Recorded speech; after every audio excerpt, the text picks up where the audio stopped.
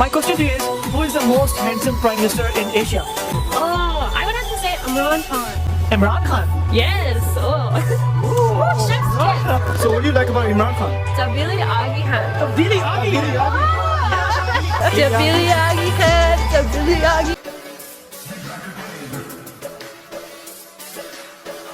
Hindi commentator का ये जुमला मुझे याद है कि जब खान साहब बिल्कुल अपने कैरियर की पीक पे थे तो वो बॉल करने के लिए विकेट की तरफ बढ़ रहे थे, तो उसका ये जुमला कि इमरान खान अब तेज गेंद भी धीमी गति के साथ करते हैं और वो धीरे धीरे विकेट की ओर बढ़ रहे हैं, उनके बाल हवा में लहरा रहे हैं और अब उन्होंने गेंद फेंकने के लिए विकेट के पास पहुंच के जंप लिया और इस वक्त इमरान खान देवताओं के लिए भी एक नजारा।